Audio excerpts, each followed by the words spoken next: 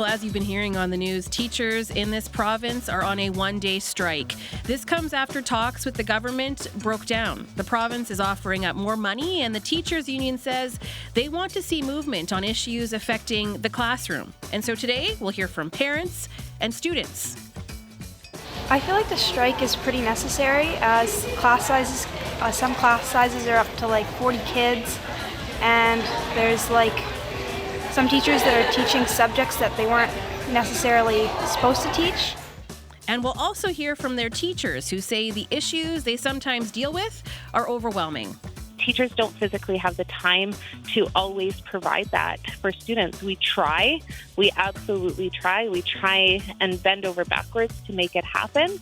But, a lot of times that student can become lost. The president of the Saskatchewan Teachers Federation will be on the show today, but we start with the Minister of Education, Jeremy Cockrell. We also want to hear from you. If you work in a Saskatchewan school or you have children who attend a school, what are you seeing in the classroom? And hey, since students aren't in classes today, we can also hear from you. So call us, 1-800-716-2221, or email bluesky@cbc.ca. Well, Jeremy Cockrell is Saskatchewan's education minister. I had the chance to speak with him earlier today. Minister, hello. Hi. Thanks so much for being with us today. I appreciate this. Not a problem. We know teachers across the province are out on strike today. Some of them are likely listening to this program, to Blue Sky today. What is the message that you are hearing from these teachers? Yeah, I mean, where we're at today with teachers, on the picket line on a cold Saskatchewan winter day is not where we want to be in terms of bargaining. And I've certainly heard from school divisions, from teachers, from parents that I've had the opportunity to meet with that there are challenges in our schools, and certainly we're aware of that, and we're actively working with school divisions on how we work to address those issues and ensure that students are supported where they're at. We know that looks different in every community, quite frankly, because we do have such a diverse province with different needs in different communities.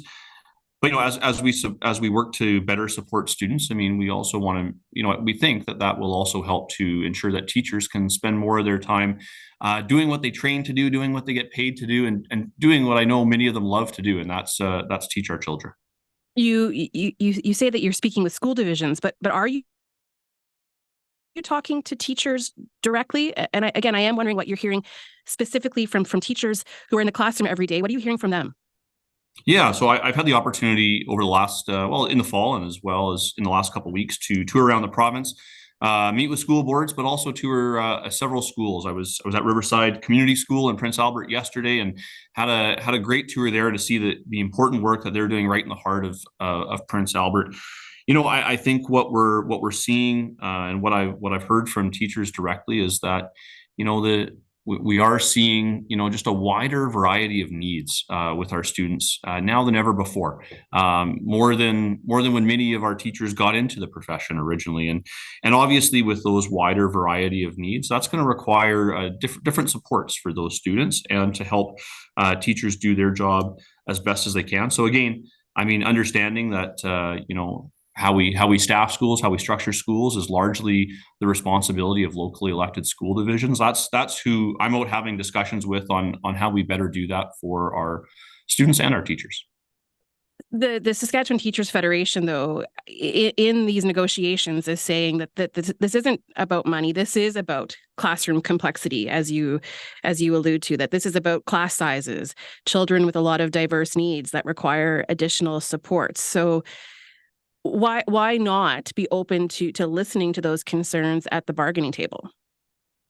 Well, I think we are listening to those concerns directly from teachers and parents. And again, when I have the opportunity to sit down with teachers or visit a classroom, but the place for determining solutions is not for those issues is not at the bargaining table.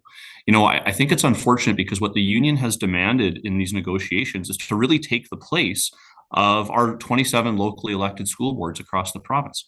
I think local voice is so crucial in education because, again, as I indicated earlier, the range of communities that we have it's very diverse in this province, right? I mean, Regina, even between Regina and Saskatoon, that looks different. Neighborhoods within the cities look different. North Battleford is different than Regina, is different than Creighton, is different than Frontier.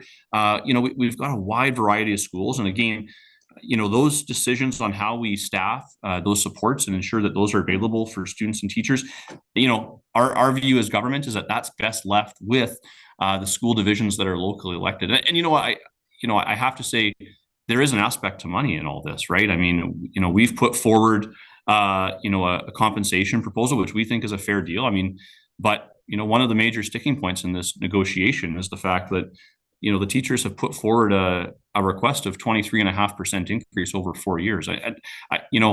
We want to make sure we all have teachers that are friends and family. We want to make sure that our teachers are well compensated, which they are compared to Western Canadian peers. We have an increase on the table, but a 23.5% increase over 4 years is not reasonable for Saskatchewan taxpayers.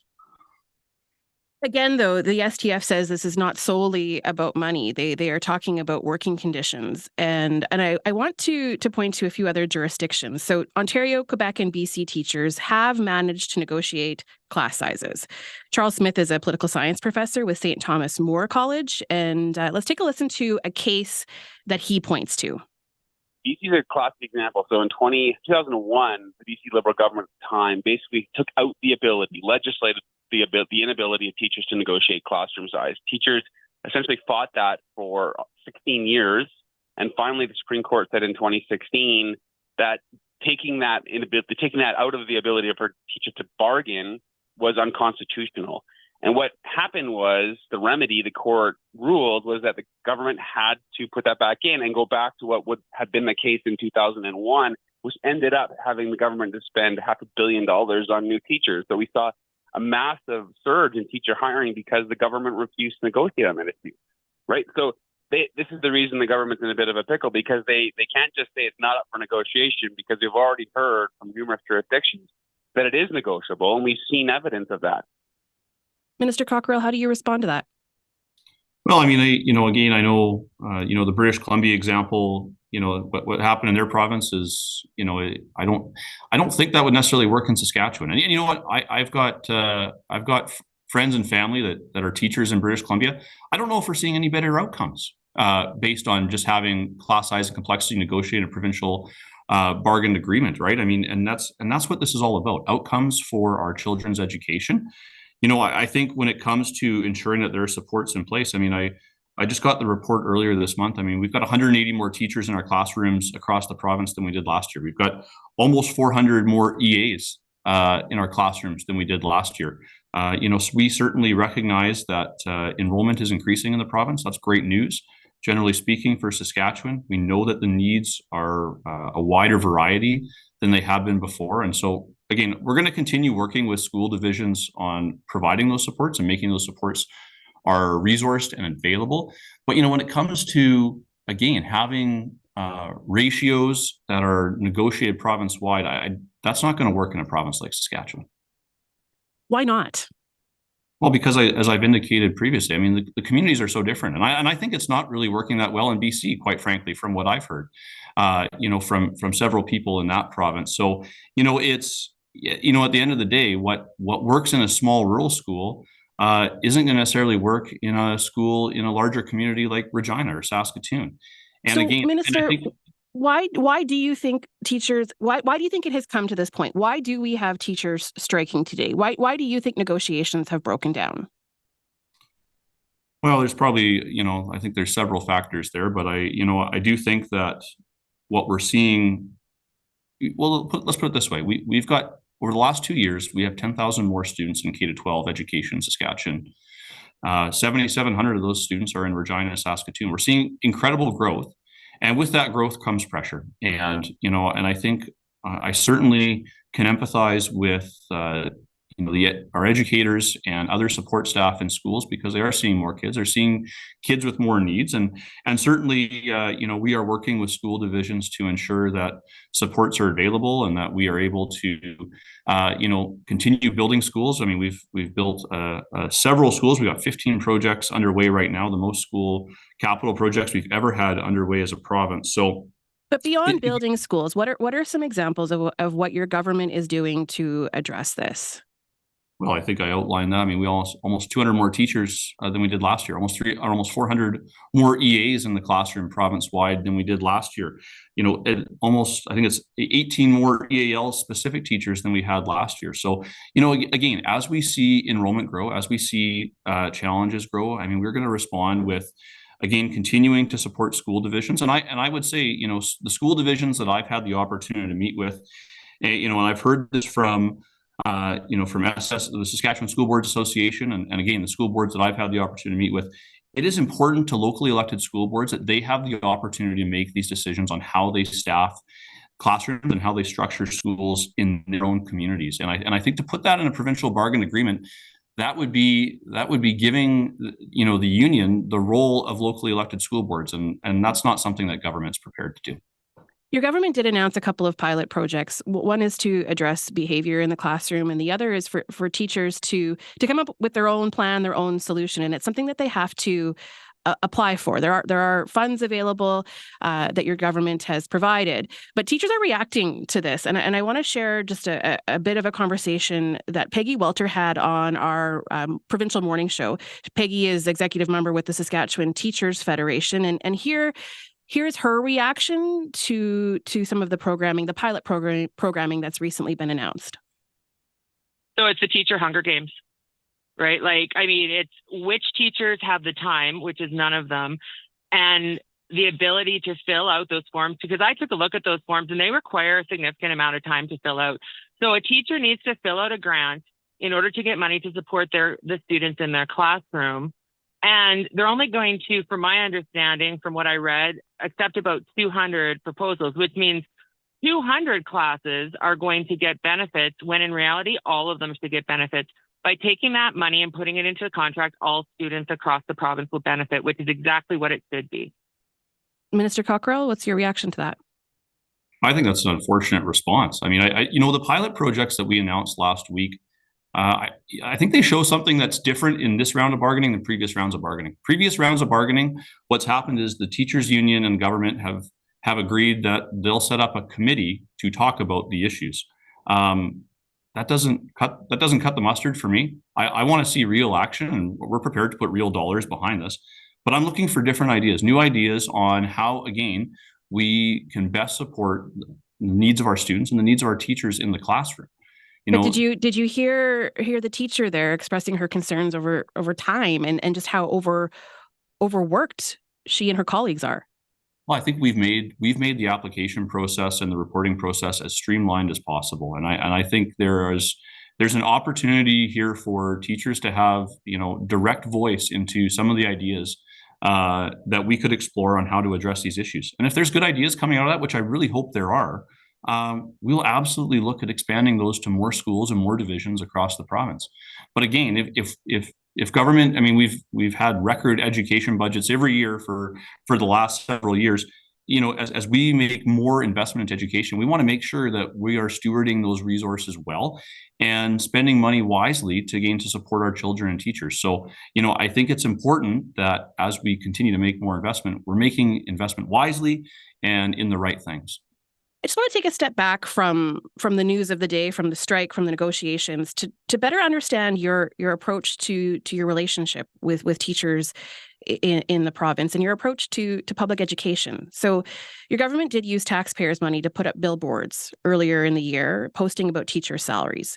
So the STF has said those billboards show that your government doesn't care about students, their learning environment, and instead, these billboards were used to create division by suggesting that teachers are villains. That's according to the STF. And so what was your rationale with those billboards?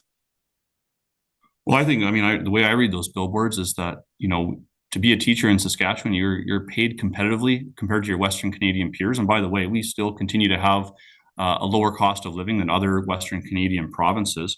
So paid competitively across Western Canada. And hey, we want to give you a salary increase over the next 3 years. And so, you know, and I know, I mean, the STF can make comments, you know, however they want about the billboards. I mean, they've got a whole series of billboards up right now themselves as well. And so, Again, I think it's important for us. We bargain at, I think, 50 some tables across the provincial government. And, we need to find a deal.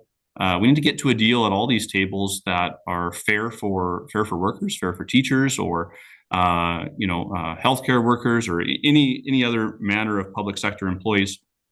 But we also need to have a deal that's reasonable for the taxpayers of this province. And that's really what we were trying to communicate this summer.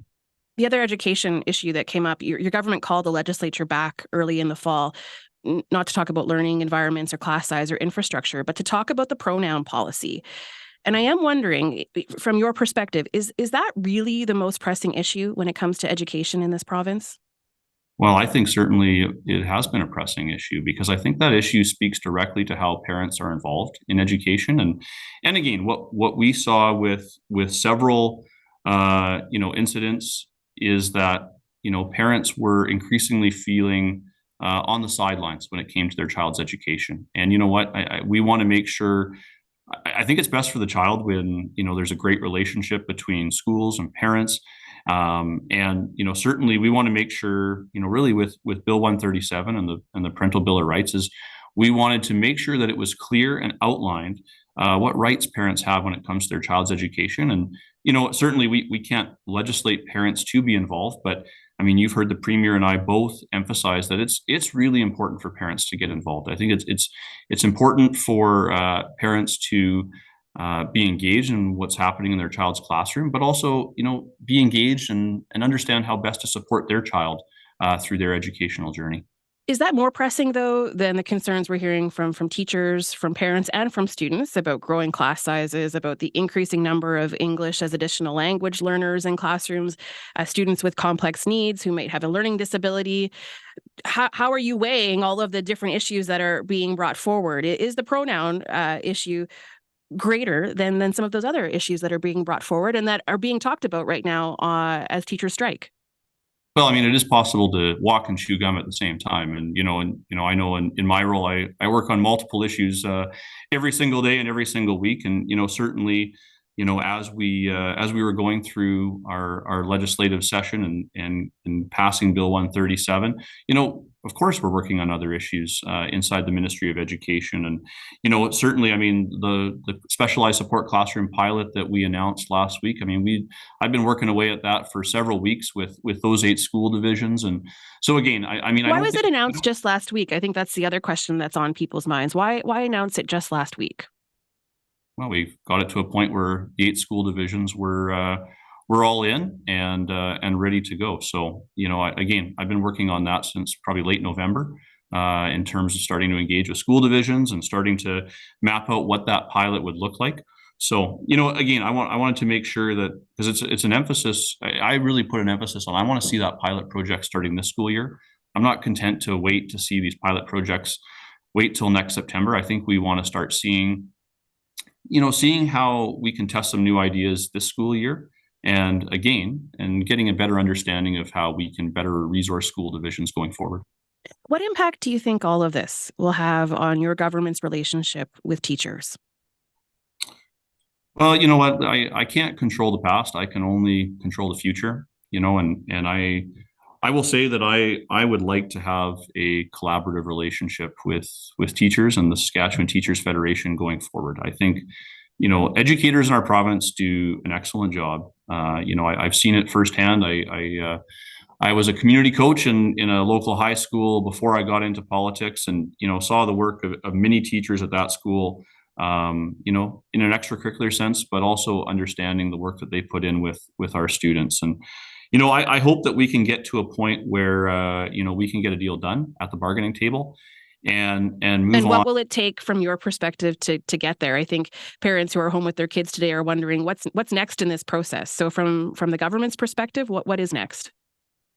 Well, I think, I've been clear, I think, this week on 2 of the major issues that that the government we're not going to be moving on negotiating classroom complexity.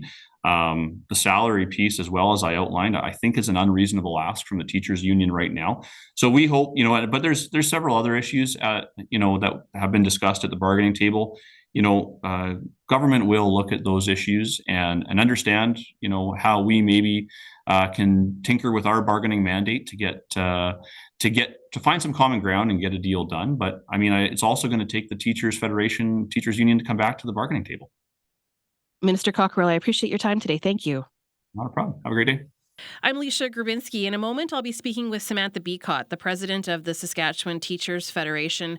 But first, I want to share an email we just received from Miss Howie. You can email us too at bluesky@cbc.ca, or you can call us to join the conversation, 1-800-716-2221. So this is from Miss Howie, who writes, I'm a grade 1 and 2 teacher at a public school in an urban Saskatchewan school, and the general public could never imagine what we go through on the day-to-day. Earlier this year, I had a student whose family recently immigrated to Canada, was impoverished, mostly nonverbal, and demonstrated many other areas of need. They often were found cussing out and flipping off teachers whom they did not have a relationship with. They also liked to run. This student, due to their different abilities, had a safety plan and should have been assigned their own educational assistant. However, we are not allowed to say that students need one-to-one support anymore because there is a requirement we cannot fulfill due to the overwhelming number of needs in our classrooms and schools. This student would have benefited from not only more EA support, but also a smaller class size, more time with me, as well as time with the learning resource teacher, speech-language pathologist, an occupational therapist, all with a staggering number of caseloads on their plate. Early in the school year, their father passed away tragically. This student was traumatized and had a very difficult time comprehending what had happened. The father was also the main communicator with the school, as Mom spoke very little English.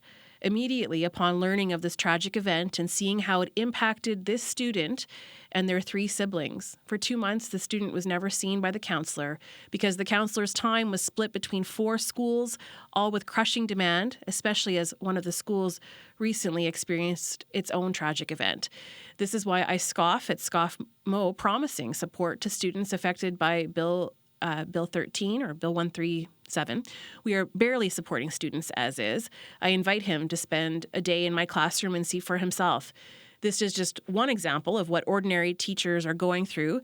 Now multiply that by 25, 35 students per class, each with their own background, abilities, and story. You can email us to bluesky@cbc.ca or call us right now, 1-800-716-2221. Let's go to Samantha Beacott, the president of the STF. She's in our Regina studio today. Samantha, hello.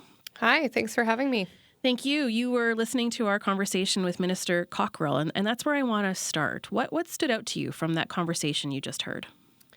Well, a couple of things stood out to me, and the biggest one is their refusal to come to the table in good faith and negotiate with teachers on the biggest issues that are impacting students and teachers right across the province. He continues to refuse to acknowledge that class complexity and the working conditions of teachers, which are students' learning conditions, is absolutely a negotiable item. It was confirmed as one within the conciliator's report, as it was mentioned. We see it across in many provincial agreements in other areas. And even actually as one statement to me was kind of an acknowledgement in and of itself that it could be negotiated, in that the last couple of rounds through bargaining, we agreed to set up committees to address class size and class complexity. So we've already had conversations about them. He's admitted that these committees have been haven't resulted in the recommendations around class complexity, and we need to start to find solutions. So absolutely, the bargaining table is the place for that to happen. What are the concerns you'd have if it is left to school divisions? I think we heard that repeatedly from Minister Cockrell, that individual school divisions are best set up to decide class sizes and some of those specific things in the classroom. And so what is your concern with leaving that to school divisions rather than having it as part of the teacher's contract? Well, teachers are the ones that work on the front lines. They know their students. They know the needs that their students have. They need to be part of the conversation. We're not saying teachers alone make those decisions, but we have provided a mechanism that can address both of those needs. Local school boards, a local school division administration, absolutely, they understand the big picture, but the day-to-day, the needs of individual students, teachers are the ones that understand those and understand how to address those needs best. So teachers need to have a voice in that, and they need to have assurances that funding for those supports will be provided, not just in 1 year or 18-month pilot projects, but over a longer period of time. And so we provided a way that can happen. In our comprehensive proposal, we provided as a starting point, it's really to set a minimum standard. The government should be providing additional funding for school boards to be able to be flexible and determine what areas their local division might need to put additional funding and additional resources into. That's one way that it can be addressed. But like I said, we've provided many different ways that this could be addressed at the local level, but they need to commit to long-term sustainable funding, and they're refusing to do that.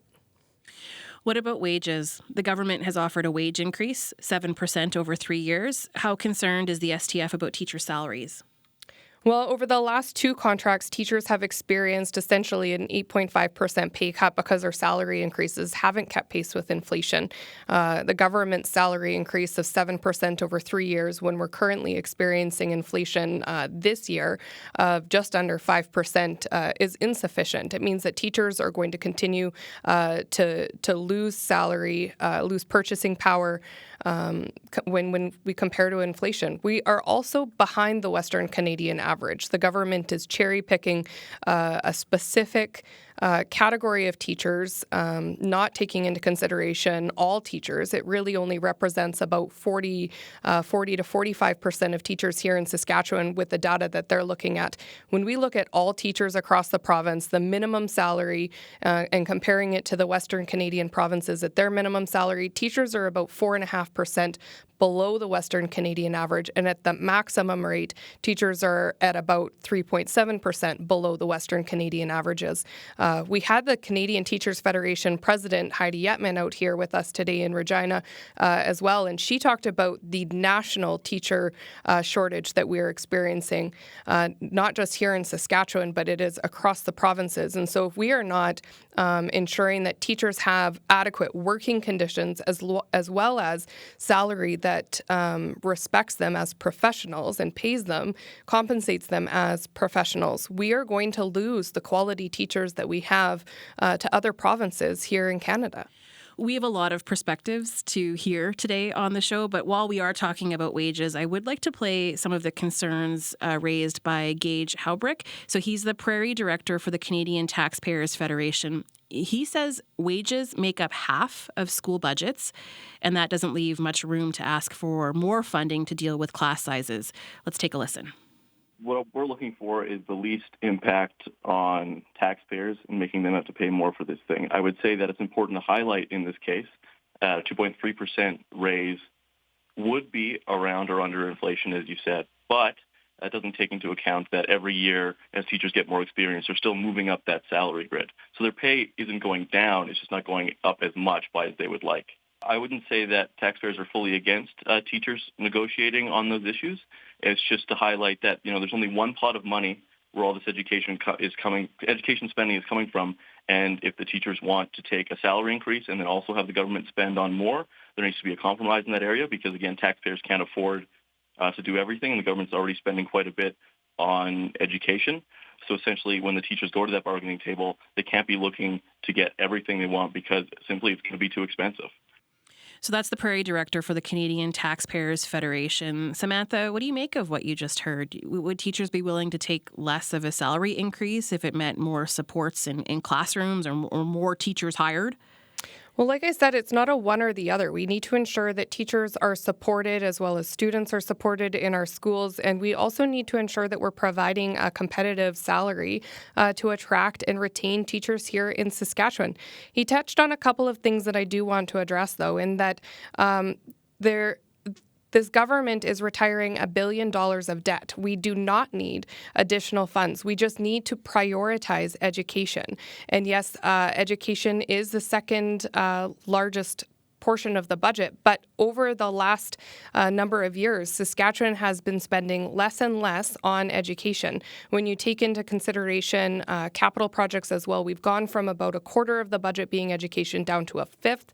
As well, when we take out of the capital spending on buildings and things like that, and only look at the operating costs of education, it's gone from I believe it was 13% down to 11% of the total provincial budget. So this government is making education less and less of a priority. They are not investing as much into education.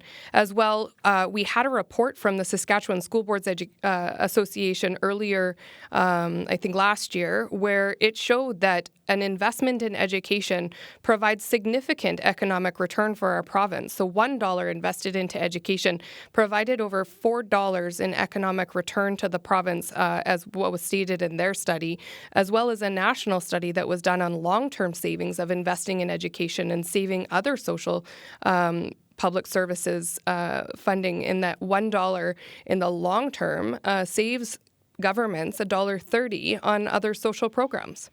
I'm speaking with Samantha Beacott, the president of the Saskatchewan Teachers Federation. Serena Millan is a grade 12 student at Tommy Douglas Collegiate in Saskatoon, and she joins us right now on the line with her perspective on things. Serena, hello. Hello, how are you? I'm well, thanks. Welcome to Blue Sky. Thank you. I'm glad to be on the show today. So as a grade 12 student here in Saskatoon, what do you make of today's teacher strike? I think it's definitely frustrating and unfortunate. And how so? I'm curious to know what you're seeing at your own school that might help us understand what teachers are facing. What's life like in a classroom at Tommy Douglas Collegiate? Yeah, so as we've heard a bunch today, the class sizes are just far too big. Something as simple as handing in an assignment takes forever to get a mark back just because these teachers are so overwhelmed with their class sizes. And simple things like, well, I guess not simple, but things such as students who need extra help aren't able to get that because the lack of EAs and just teacher support. Class sizes, if it's taking a long time to get an assignment back, just how big are some of the classes at Tommy Douglas? The average size, I believe, is about 30. Some go up to 40 students per class. And how does that affect you as a student? It's tough because when I'm struggling with a question and I try to get, help from a teacher, there's about 5 other students ahead of me. And by the time, it's gotten to my turn, our work period's almost over and we're all just kind of lost as to what's happening. What changes would make your experience at school better? Definitely these teachers being more supported, having their concerns addressed and not just kind of, pushed away, but actually seeing some positive change like smaller classes, more EAs, and just a healthy relationship with the government where, they can go back and forth and both parties are happy. You were listening to the conversation we had with the minister and then with the STF president. Do you think the government specifically has your interests in mind? Do you feel like they're making decisions that put you, the student, first? I honestly don't think so. I was listening to the interview with Jeremy there, and he was saying a lot of what they're doing, but it doesn't seem to be addressing any of the teacher concerns, and it seems like they're just trying to push it away so they can move on to different things. And none of this, what they're planning, is helping students. You actually reached out to CBC because you wanted to talk about this. Why is this so important to you? Yeah, I reached out because the government isn't listening to teachers, and it's so important to me because as a grade 12 student, this is kind of my last time to, make my mark in high school and get the grades and the education I need to go on and, make a successful career and help my community. And when that is being threatened, our community isn't going to do as well because the students don't have the skills and the education they need to go out and succeed. What are you've got today, no school today. So I'm first curious what your plans are for the rest of the day. And if you're worried about future job action, that it could lead to more days away from the school. Yeah, so today I'm actually doing the best I can to work from home and catch up on what I would be missing and studying for finals that are happening next week. And with the threat of future strikes and more days off, I'm worried about what graduation will look like. Because if I don't get the required hours I need, what's going to happen for graduation? Serena, I appreciate you reaching out and joining us on the show today. Your perspective is important, so thank you. Thank you for your time as well. That's Serena Milan, a grade 12 student at Tommy Douglas Collegiate in Saskatoon. Peter Dodson is a parent of two kids in grade 7 and grade 2 at Brevert Park School in Saskatoon. He's also the treasurer of its school community council, and he joins us on the line. Hi, Peter. Hey, Alicia, how are you? I'm well, thanks. As a parent of two kids, what's top of mind for you as you watch teachers out on strike today? Well, listen, I think the STF president was pretty spot on with her comments. I mean, I think through the years of our kids being at the school, we've seen a lessening of the supports in the classroom, the complexity increasing. Our school has a large number of new Canadians that require additional language supports. We do not have a full-time English as a second language teacher at our school. So I believe they're 0.6 or 0.7, which obviously, adds a burden to the teacher's plate. We're obviously have mental health issues in our youth today, and that's, widely known. But yet our kids only get access to a counselor 3 half days a week. So, we're seeing added pressures on the teachers. And ultimately, that's not great for all the kids in the classroom. And how does the school community council end up supporting teachers and supporting the school community in ways that maybe you hadn't anticipated when you first signed up as treasurer? Well, yeah, our goal is to bring together community and the school and enrich both. And we have a small budget and.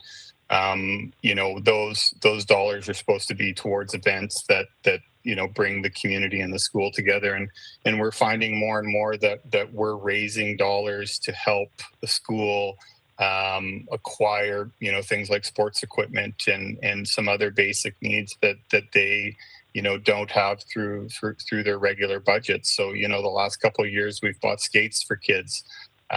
We've bought, balls for gym, and now we're looking at doing some fundraising along with our fundraising arm to get some new basketball hoops outside because ours are falling apart. So, I don't think and books. We're looking at buying some books for the students this year. So, that's not necessarily right within our mandate, but it's what we're doing to help support the teachers and the kids in the classroom.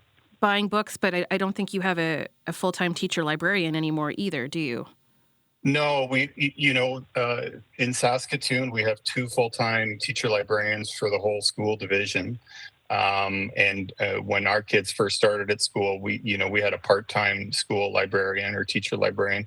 We now have 3 half days with a library technician. So our library is not open for the most part. So that obviously, my son and my daughter get, 1 period a week in the library at this point in time.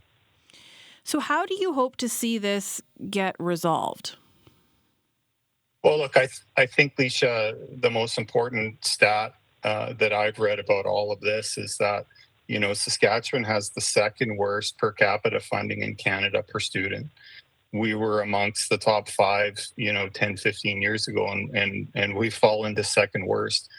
I think as a province, our premier, rightly touts the economic benefits and successes of this province, but we're not seeing that trickle down to the schools. we're not going to attract the people that we need in this province, the skill sets, all those things, if we've got the second worst per capita education funding in Canada. And I think that's, until that is dealt with, we fully support the teachers in whatever job action that they take to ensure that, our students and our kids and our teachers in our school have the proper supports. Peter, thank you for joining us today. Thanks, Leisha. That's Peter Dodson, parent of 2 kids who attend a Saskatoon public school. Let's go to Megan, who joins us on the line, one of our callers here. She's in Saskatoon. Hi, Megan. Hi, Sheila. Or hi, Leisha. Same letters, different person, but... That's right. So, Megan, what's on your mind as you listen to the show today? Well, first off, I'd like to say that I hope that Minister Cockrell has stayed on the line, or on his radio at least, and that he's listening to the parents and that he's listening to students, and that he hasn't just moved on from this, because it is really important for him to hear that. These are his constituents across the province. I'm a parent of 2 children that are in elementary school in Saskatoon Public, and I'm also married to a teacher. And I think what we're seeing and what we're experiencing is like a significant gut to public education in our province. We have now we have to pay $100 a year per child just to have them stay at school for lunch and the lunchtime supervision. I know school divisions are really, really struggling. We're getting those letters all the time with every budget about how these school divisions are feeling squeezed. So Minister Cockrell can say that it's on school divisions to best use that, but the Saskatchewan government needs to fund our schools and our school divisions. Megan, I appreciate you calling today. Thank you. Thanks. Bye. Megan in Saskatoon. Let's go to Ralph in Cabri. Hi, Ralph. Oh, I think we may have lost Ralph, but Lori sent us an email that I'll share with you. So Lori says, I find myself perplexed. I understand that the school divisions are responsible for determining class sizes, and that makes sense. What I don't understand is the minister's comment that class sizes shouldn't be negotiated at the bargaining table. Doesn't the government fund school divisions? They can't make changes unless funded. Seems to me that belongs at the bargaining table. Let's go to Stuart, who joins us right now in Saskatoon. Hi, Stuart. Hello there. I was listening to the minister, and he was saying that they hired 200 more teachers last year. And then later on, he said this student enrollment went up by 10,000. So if you're using simple math, 200 into 10,000 is 50 students per teacher. And that doesn't even take into account of teachers that have retired, moved to different areas. So where does he get his math from, and does he have to go back to school? Stuart, good listening on your part. I appreciate that. I'll put that to Samantha Beacott. Minister Cockrell did talk about hiring more teachers, more EAs. What's your sense? Does it match the enrollment numbers? Is it sufficient for the number of students who have enrolled in our schools in this last year?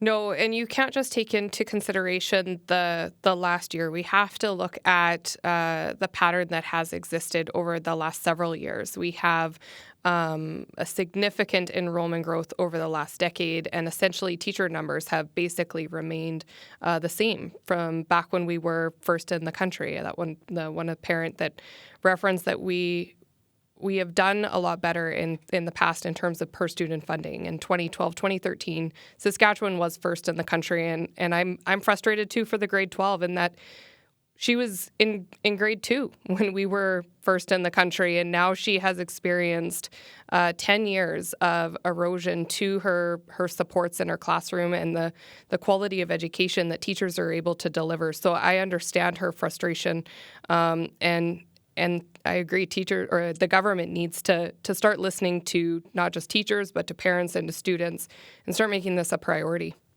We have Ralph back on the line, who joins us from Cabri. Hi, Ralph. Oh, hi.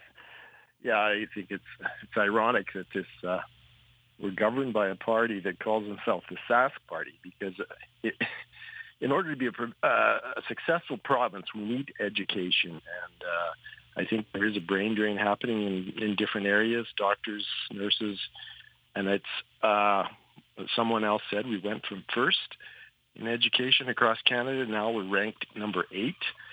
And Mr. Cockrell, he refuses to accept that it's the government does not fund the school boards, and that they are pressed to the limit to supply schools with their needs.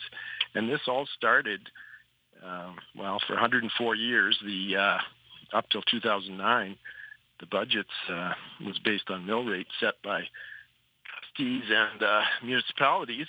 And then I think it was Brad Wallner at that time that said that took the education tax and lowered it. And so it was decided from Regina politicians how much the school divisions were going to get. So since that time, we've been hampered.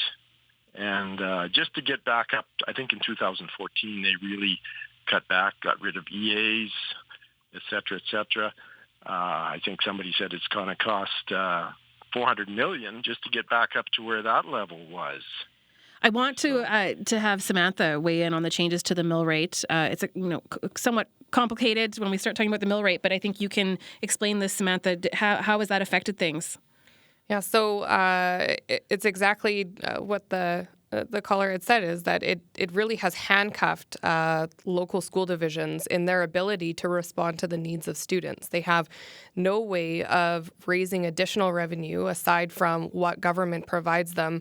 Although there are some school divisions, they call it creative solutions, but essentially they're fundraising for public education. And we have more and more school divisions around the province, whether they're doing foundations, or they've set up foundations for education, or it's the Tim Hortons Smile Cookie who provides funding for education. This is government's responsibility. And if government really thought that kids' education was a priority, we wouldn't need these fundraising efforts to make sure that every child across the province has a high-quality public education.